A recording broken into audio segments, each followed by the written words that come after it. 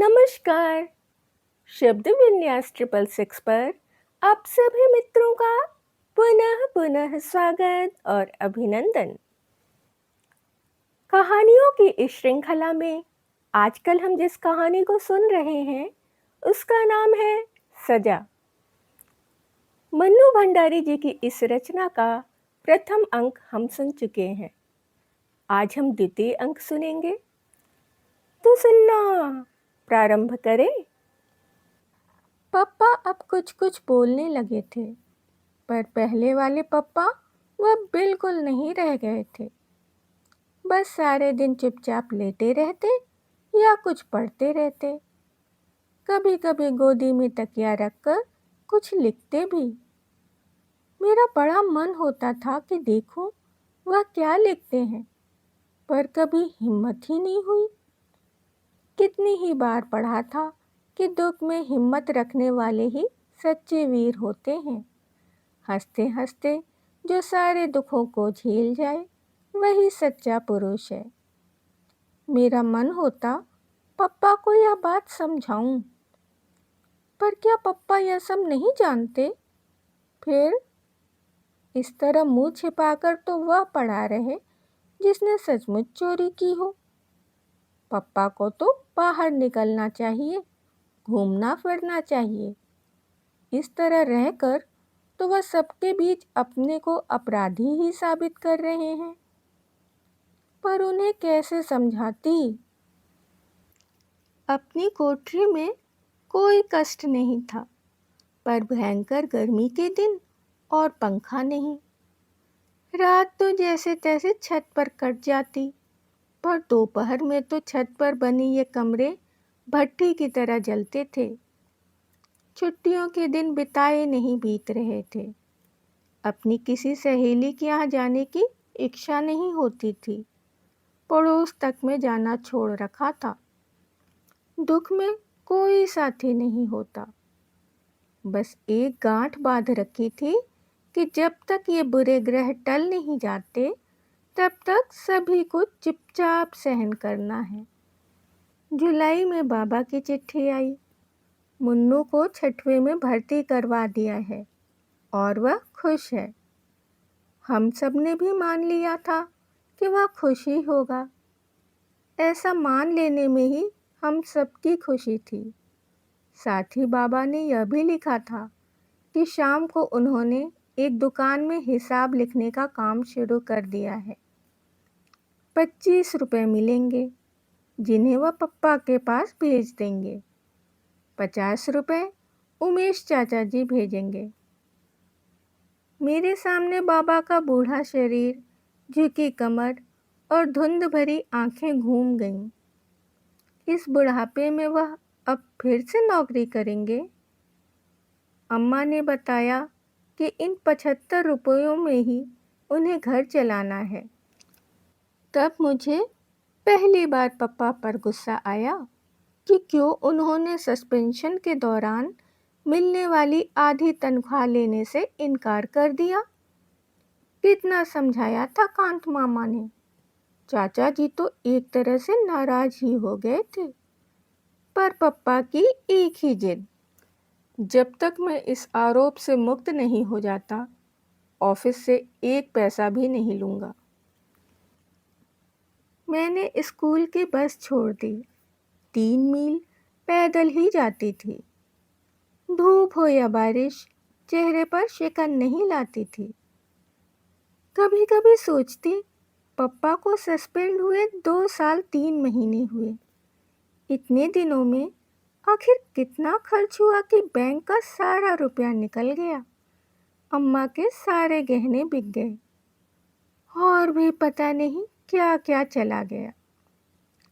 वकील लोग बहुत लुटेरे होते हैं। कभी सोचती इससे तो पप्पा सचमुच ही ऑफिस का रुपया मार लेते तो अच्छा होता। कम से कम मुन्नू को तो अपने पास रख सकते और एक पंखा भी रख लेते। इस गर्मी में तो चमड़ी जैसे उबली जाती है।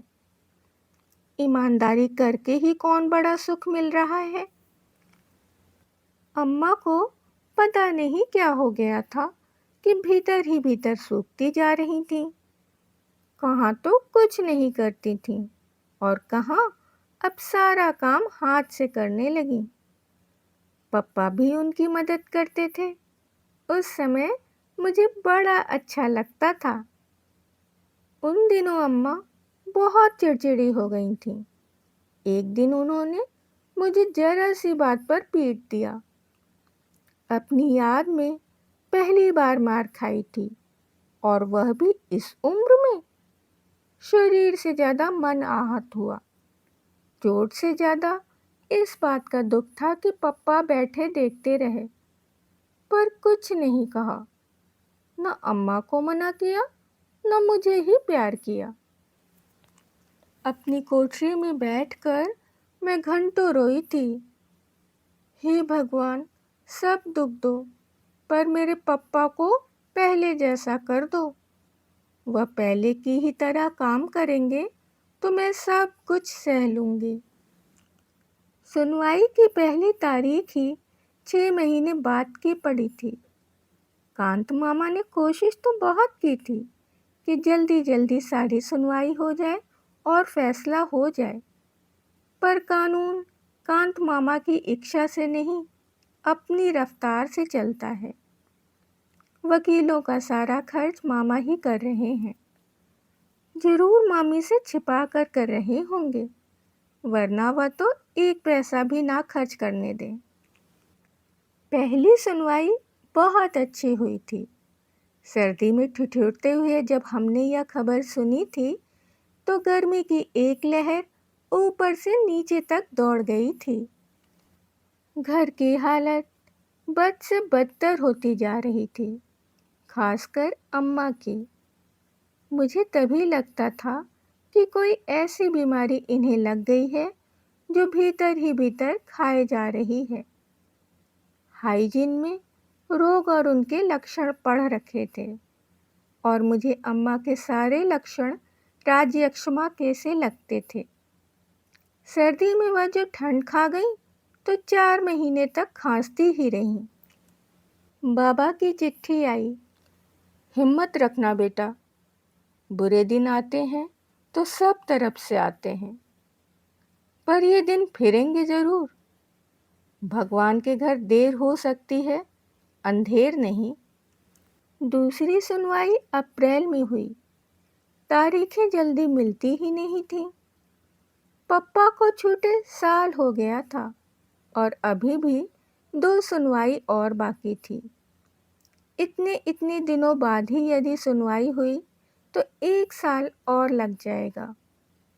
मेरा मन काँप जाता था। लगता था अब ऐसे दिन नहीं काटे जाते। मुन्नू गांव में, पप्पा बरसाती में, मैं कोठरी में और अम्मा खाट पर। कैसे मैंने मैट्रिक का इम्तहान दिया था मैं ही जानती हूँ, फिर भी 2nd डिवीज़न में पास हो गई।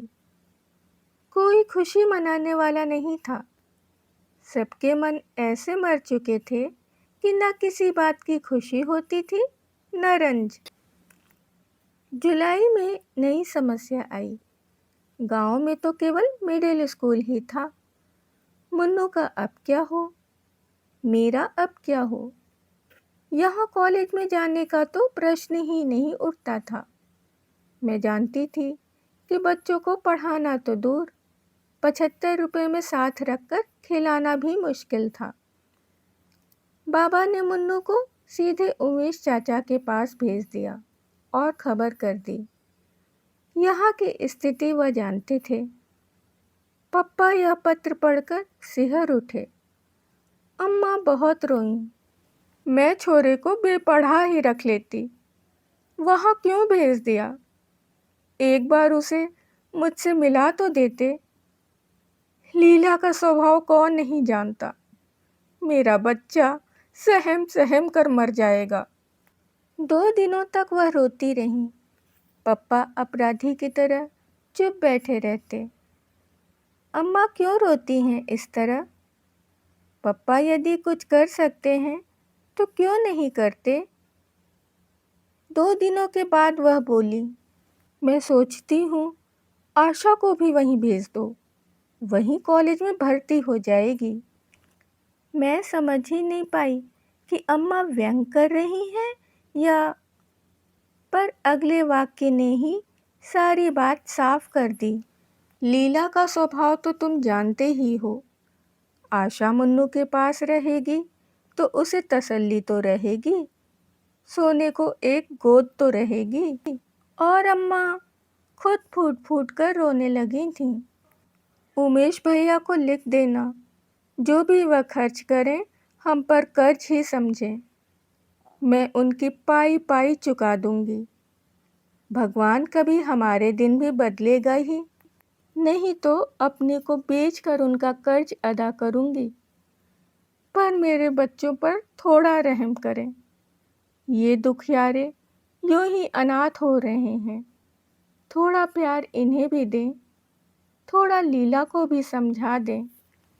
कांत मामा अपने किसी काम से दिल्ली आए थे, लौटते समय अलीगढ़ भी उतरे। अम्मा ने उन्हीं के साथ मुझे इलाहाबाद भेज दिया था। कांत मामा ने एक बार कहा जरूर था, कलकत्ता भेज दो, वहाँ पढ़ लेगी। पर क्या मैं पढ़ने जा रही थी? पढ़ना तो बस यूं ही था। मुझे तो मुन्नू को तसल्ली देनी थी, वह रोए तो उसे अपनी गोदी में सुलाना था। और उस दिन मैं सचमुच बड़ी हो गई थी, अम्मा की तरह बड़ी। पर घर छोड़ते समय सारे बड़प्पन के बावजूद फूट पड़ी थी। अम्मा की हालत देखकर घर का अधिक काम मैंने संभाल रखा था। अब क्या होगा? इस हालत में अम्मा कैसे सब काम करेंगी? रोज रोज के बुखार ने उन्हें हड्डियों की ठठरी बना दिया था। पर अम्मा को तसल्ली देने वाले पप्पा हैं, रोने के लिए पप्पा की गोदी है। मुन्नू तो वहाँ अकेला है। अभी मेरी सबसे ज़्यादा ज़रूरत मुन्नू को ही है। रास्ते में कांत मामा ने मुझसे पूछा था, शारदा को रोज बुखार रहता है, किसी डॉक्टर को दिखाया या नहीं? नहीं। और मुझे रोना आ गया। रोते नहीं बेटे, अब बहुत जल्दी ही सब ठीक हो जाएगा। पप्पा ने तो कई बार कहा था कि दिखा दो, पर अम्मा मानती ही नहीं। कहती हैं डॉक्टर झूठ मूठ का वहम डाल देते हैं। मामा चुप हो गए थे। मामा क्या समझते नहीं? अम्मा इसलिए नहीं दिखाती हैं कि डॉक्टर और दवाई का खर्च कहाँ से आएगा। वे लोग तो टॉनिक और दूध फल बता देंगे, आराम करने और खुश रहने को कह देंगे। बोलो, यह सब हो सकेगा 75 रुपए में? मुझसे पूछो, इन दिनों में मैंने हिसाब चलाया है, एक एक चीज़ गिना सकती हूँ। पर उनसे क्या कहती? वकीलों का सारा खर्च तो वह कर ही रहे हैं, और वकीलों पर कितना खर्च होता है क्या मैं जानती नहीं? मुन्नू मुझे देखते ही चिपट पड़ा था और रो दिया था। मुझे भी रोना आ गया था। चाची ने कुछ कहा जरूर था, पर अपने ही रोने में हमने सुना नहीं। मुन्नू को गले लगाकर मुझे कैसा लग रहा था मैं नहीं बता सकती। इतना जरूर लगा कि उसे सचमुच किसी गोदी की ज़रूरत थी, किसी सहारे की। मैं चाची से बातें कर रही थी। उन्हें मेरा आना अच्छा नहीं लगा था, यह साफ था। पर मैं ही कौन अपनी इच्छा से आई हूँ। मुन्नू का रंग काफ़ी सांवला पड़ गया था, चेहरा सूखकर मुरझा गया था और आँखें बड़ी सहमी सहमी सी लग रही थीं। लगा बहुत डर कर दब कर रहता है शायद यहाँ। घर में तो कितना ऊधम करता था। इतना सा बच्चा, कैसे उसने अपने को बदला होगा। दबाया होगा। देखा, उसका काम था साल भर के बिट्टू को खिलाना। सारे दिन वह उसे गोदी में टांगे टांगे फिरता। कब तो वह पढ़ता होगा, कब वह होमवर्क करता होगा। रात को जब वह सोने मेरे पास आया तो धीरे से बोला, दीदी, कल मुझे बुढ़िया के बाल खिलाना। टिल्लू और पम्मी रोज खाते हैं। चाची उन्हें पैसे देती है और कहती है छिप कर खा लिया करो, पर वे सामने ही खाते हैं। एक दिन टिल्लू मुझे चिढ़ाकर खा रहा था, मैंने उसके बाल छीन लिए। उसने चाची से शिकायत कर दी। चाची ने मुझे बहुत मारा। चाची बहुत जोर से मारती हैं। और वह फिर सिसकने लगा। मैंने उसे प्यार किया और कहा, मैं अपने भैया को बाल खिलाऊंगी। पर मेरा मन भीतर तक सिसक पड़ा। हम बड़े हैं, हम सब समझते हैं और सह भी सकते हैं, पर यह बेचारा कैसे समझे? समझ तो गया ही है, पर सहे कैसे? पहली रात को ही मैंने संकल्प किया, मैं कॉलेज नहीं जाऊंगी। घर का सारा काम मैं करूंगी, जिससे चाची को पूरा आराम मिले और उनका गुस्सा ठंडा रहे। चाची कुछ भी कहेंगी तो चूं तक नहीं करूंगी। वह प्रसन्न रहेंगी तो मुन्नू सुरक्षित रहेगा। मुन्नू को रात में बैठकर पढ़ाया करूंगी। मैं चाची से भी जल्दी उठकर सबके लिए चाय बना देती, फिर जल्दी से टिल्लू और पम्मी को तैयार कर देती। तब नाश्ता देकर तीनों बच्चों को स्कूल भेज देती। नाश्ते की प्लेट देखने चाची जरूर आती। शायद उन्हें यह वहम रहता था कि मैं मुन्नू को कुछ ज़्यादा या अच्छा ना खिला दूं। चाचा जी तारीफ करते, तुम तो बड़ी होशियार हो आशा, इतना काम कर लेती हो। चाची तुरंत कहती, मैं जब इतनी बड़ी थी तो 12 जनों के कुनबे को संभालती थी। आधाद मन के पापड़ मंगोड़ी करती थी। चुप रहती थी मैं तो। दोनों समय का खाना भी मैंने अपने ही जिम्मे कर रखा था। रात में सोने जाती तो मेरे पैर झपकते रहते थे। कभी कभी मुन्नू को अपने पैरों पर खड़ा कर लेती थी। उससे पैरों को थोड़ा आराम मिल जाता था।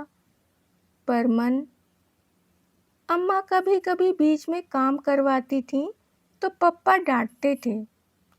मैं अपनी आशा को डॉक्टर बनाऊंगा, विदेश भेजूंगा। यह भटियार खाना करवा कर क्या मुझे अपनी बिटिया की जिंदगी खराब करनी है? यही वाक्य हवाओं में तैरता कमरे में घूमता रहता, गूंजता रहता। धीरे धीरे आदत पड़ गई तो पैरों का दर्द बंद हो गया और मन भी सुन्न होता चला गया। आज कहानी यहीं तक। कहानी का शेष भाग आपको तीसरे और अंतिम अंक में सुनने को मिल जाएगा। यदि कहानी और उसका प्रस्तुतिकरण आपको पसंद आ रहा हो तो आप लाइक कर सकते हैं, मित्रों और परिवारजनों में शेयर कर सकते हैं। जो भी नए सदस्य चैनल पर आए हैं वो चैनल को सब्सक्राइब कर लें और बेल आइकन को दबाना बिल्कुल भी ना भूलें, जिससे कोई भी नई कहानी या उपन्यास उनके पास तुरंत उपलब्ध हो पाए। यदि कहानी से संबंधित या प्रस्तुतिकरण से संबंधित कोई विचार या सुझाव हो तो आप उसे कमेंट्स के जरिए हमें दे सकते हैं। इसके अतिरिक्त अपनी पसंद का कोई भी उपन्यास या कहानी सुनना चाहते हो तो उसे भी आप कमेंट्स के जरिए हम तक पहुंचा सकते हैं। अभी के लिए विदा। शुक्रिया।